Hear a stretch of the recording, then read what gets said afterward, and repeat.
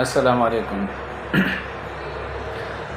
نن تاسو سره د یو داسې ماشوم کہانی شیر کوم کوم چې د مدرسې سټوډنټو او نن هسپټل ته راغلی او د هغه کمپلینټ دا و چې د هغه سترګې د څو ورځو نه بندې شوي دي او هغه کولاویږي نه. مطلب د هغه سترګې چې کم حالت کې وي نو هغه باندې کړی وي او چې ما باندې رڼا بدلېږي او ما چې دی نو هغه سترګې زه نشم کولاولی. نو ما ترې نه چې کله هسټري واخیسته د هغه نظر چې بالکل برابر و.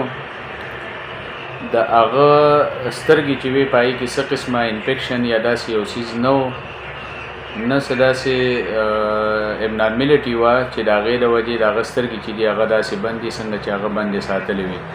د هغه هسټري څه دا رنګې وه چې هغه د مدرسې سټوډنټ و او هغه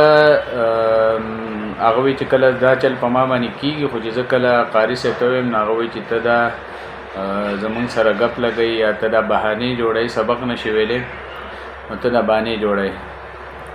اوس ریل هسټري د هغه داسې وه چې هغه وایي چې زه په کومه مدرسه کې سبق ویم نو زه د شپې په 10 بجې وده کېږم او سهار 3 بجې چې دی نو زه پاسم او بیا زه ټوله ورځ سبق ویم. بیا دې ما دا تپوس وکړو چې داسې تا ته کیدی شي دا ذهني طور تا ته داسې مسله کیدی شي چې ستا دا سترګې چې دي نو دا نه کولاویږي. نو په تا داسې بوج خو نشته، د سبق څه ټینشن یا داسې خبره خو نشته. نو هغه وایي چې ما ته داسې مسله شته، زمونږ قاري صاحب چې دی نو هغه ډېر زیات قاریږي او هغه ډېر زیات غوسه کوي او چې کله هغه په ما باندې غوسه وکړي نو په ما باندې داسې چلو شي چې زما سترګې مکملې بندې شي. نو لاول خو ما د هغه کانفیډنس چې دی نو هغه بحال کو چې هغه ما ته پوره کهاني چې دا نو هغه ووایي. بیا هغه ته ما یو آرټیفیشل ټیر چې دی نو هغه واچو چې هغې کې هېڅ قسم داسې دغه نشته. آرټیفیشل ټیر مطلب دا دی چې یو دا قدرتي اوښکه ده، یو داسې چې هغه په څاڅکي په شکل کې راځي چې کله سترګو کې بعضې ټایم کې هغه خلک استعمالوي نو د هغې څه افیکټ نه وي په سترګو کولاولو یا په دې باندې څه افیکټ نه و.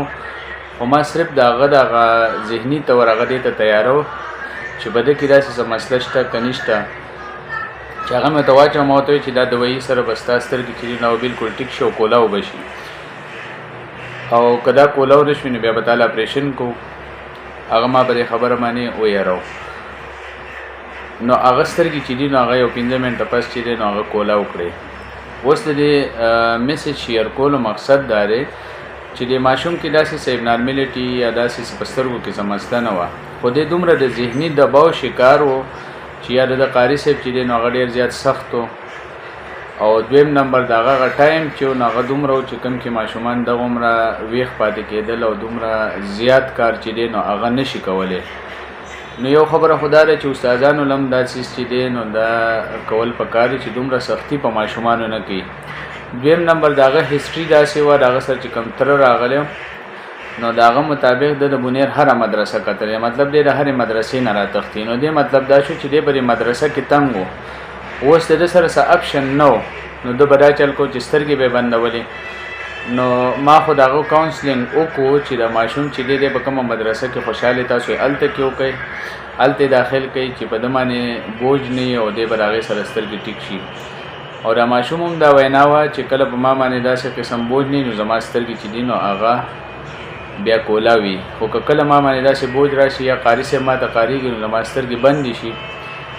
اوس موږ دا زیاتې د دې ماشومانو سره دا کوو چې کله هغو ته دا پرابلم دی نو ښځې په ځان پیریان راولي یا بل داسې کیسه وکړي یا ځان وړون کي.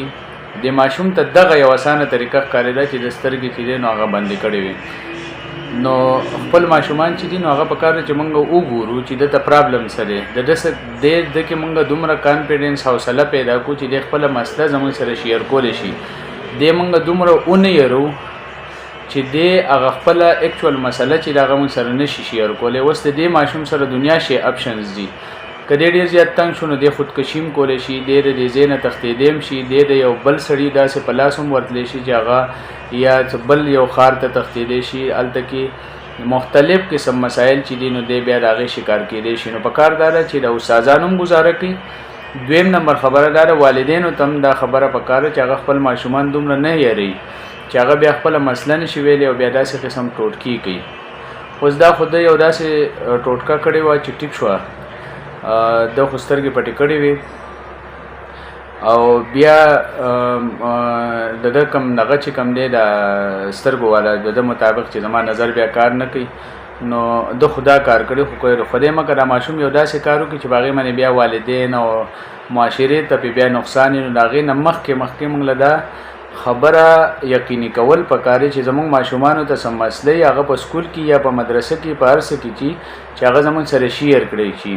دویم نمبر استادانو هم دا پکار دي چې هغه په ماشومانو باندې دومره پرشر نه راولي، څومره چې د هغو د ذهني استعداد دی د هغې مطابق پرشر پرې راولي، د هغې مطابق هغه سبق وایي. په زور باندې په هغو باندې هیڅ یو داسې کار نه کوي چې هغه بیا د هغو لپاره په فیوچر کې نقصان دی شي. نو دا میسج چې دی دا زما د ټولو والدینو لپاره او د ټولو استادانو لپاره دی چې موږ د ماشومان چې دي دا زموږ فیوچر دی، زموږ مستقبل دی، په دیو باندې رحم وکړو او دیو چې کوم دي داسې مسایلو شکار زموږ د لاسه نه شي. نو دا میسج چې دی دا تاسو په خپله سوسایټي کې هم شیر کړئ چې داسې قسمه مسالې بیا ماشومانو ته مخکې نه راځي.